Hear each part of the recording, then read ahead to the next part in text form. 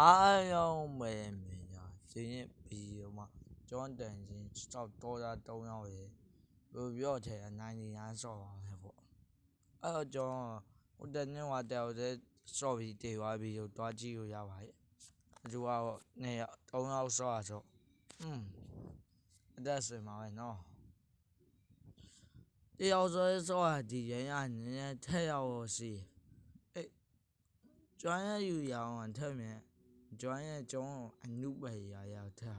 ရောက်တော့ရေပဲတူးချင်းတန်းရောက်ပါရေပဲတူးရောက်ရေပဲတူးပြအားရေပဲတူးရောက်ပါပဲရောက်ဟိုတောင်တေချာ6တူထဲကျွန်တော်ရဲ့မီးရိုးတဲ့ထဲရောက်ရေပဲတူးရဟိုတို့ရောက်အကျွန်တော်တပ်ပင်ထောက်ရအောင် yes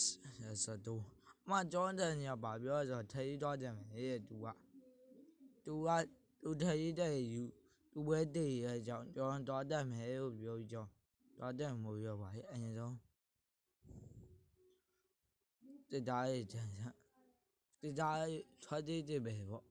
အားတော့ရမှာပြီရောက်ချမယ်ရအညီပုံရအဲ့ကျွန်တော်ထိတော့တက်မယ်လက်ဆက်တော့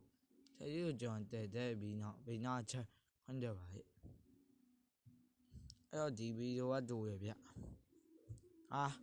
ဘာဖြစ်အဲ့ရဖြစ်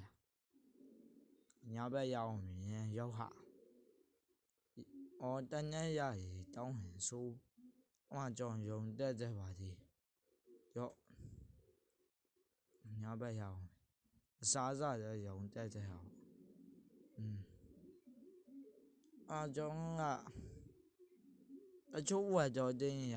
ပြက်သွားပြီပေါ့ဘယ်နာမှထားမိထိတက်တောင်ကျွန်တော်တင်လာထိနဲ့ရောက်တင်လာအဲ့တော့ကျွန်တော်ဒီတောင်းစားရေးရမှာကျွန်တော်တေးပါပါရဲ့အတင်းပြီးတော့ဒီပါအောင်ကျေးဇူးပေးကျေးဇူးအောင်တက်တာ